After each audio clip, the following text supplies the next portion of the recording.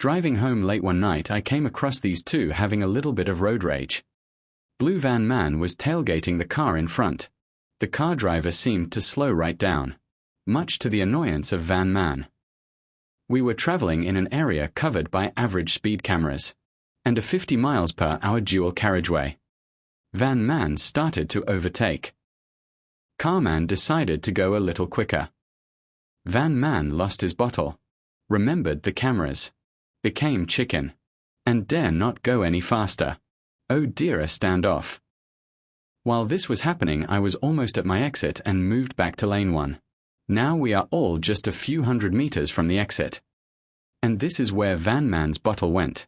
Without indicators or mirrors, he just braked and moved straight across back behind the car, cutting me up quite nicely. It was close. Wide-angle cams never show just how close. Please like, maybe subscribe or drop a comment, tell me how bad this is. Thanks.